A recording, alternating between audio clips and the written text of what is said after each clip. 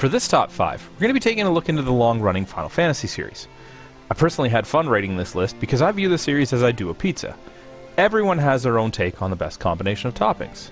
It's inevitable that you'll probably disagree with my list, so please leave a comment in the bottom, let us know what your top 5 is. While the series as a whole has had its ups and downs over the years, no one can deny the sheer impact that this franchise has had on the industry, and specifically the RPG genre as a whole. Number 5.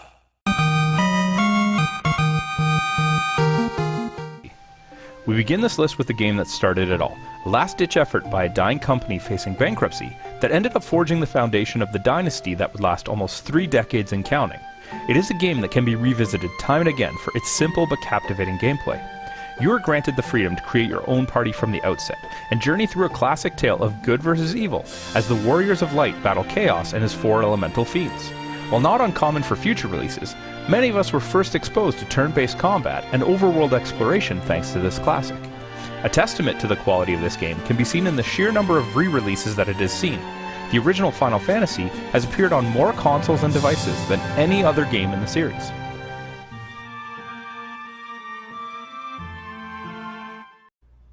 Number 4.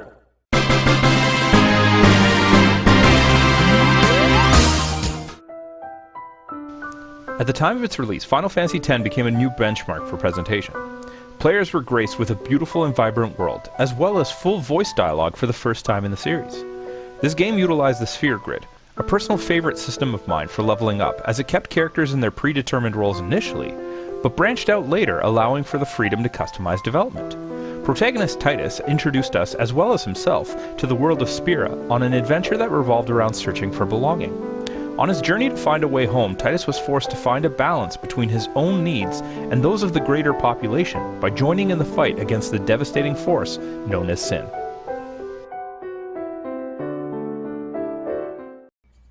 Number 3.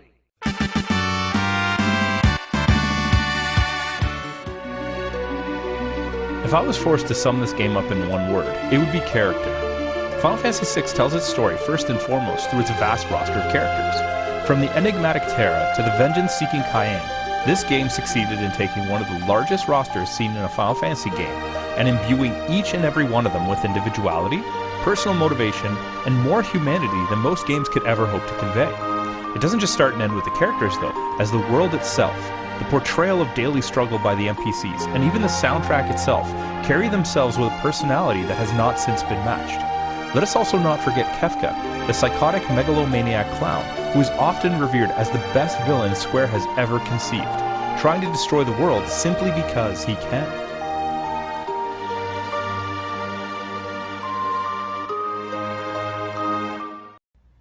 Number 2.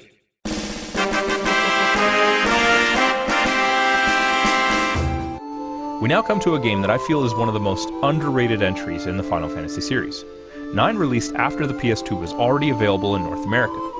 Tragically, this caused a lot of gamers, who were enamored with the promises of next-gen titles, to completely miss out on a title that was a true return to form for the Square Enix team. While main protagonist Zidane was not the most memorable of leads, he didn't need to be. It was the overall tone and atmosphere of the game that won us over. Sprite-based characters made their return, and the weight of the technological influence that dominated the previous 2 installments gracefully bowed out, making way for the fantasy side to take center stage once again. This game was also bolstered with a powerful story, addictive side game in Tetramaster, wonderful ability leveling system, and a top-notch supporting cast featuring the lovable but melancholy Black Mage Vivi.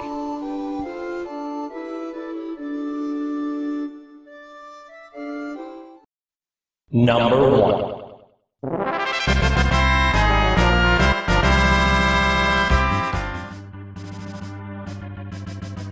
Many gamers out there knew this title as Final Fantasy II on the SNES. I knew and continue to know it as my favorite Final Fantasy game ever made and a defining part of my childhood. I'll be the first to admit that nostalgia plays a strong part in the placement of this entry, but I am confident that is the case with anybody's personal selection for top Final Fantasy. This game introduces players to the active time battle system that would be used in many games throughout the series to follow. This is one of the only games that would feature up to 5 active party members at one time, and the first that involved predetermined class roles. From the spoony bard Edward to the brash ninja Edge, This game told you when to use a certain character and then forced you to adapt to their strengths and weaknesses. Cecil began his adventure with his childhood friend Kane, at the time unaware that he was about to take us on an expertly crafted emotional journey, featuring the likes of betrayal, love, and redemption.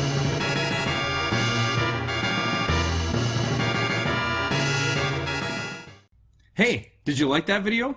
If you did, be sure to let us know by clicking the like button and leaving a comment. If you want to be first in line for any new content, be sure to subscribe to our channel and then hit up our Facebook page. The link's in the description below to see what's coming up next.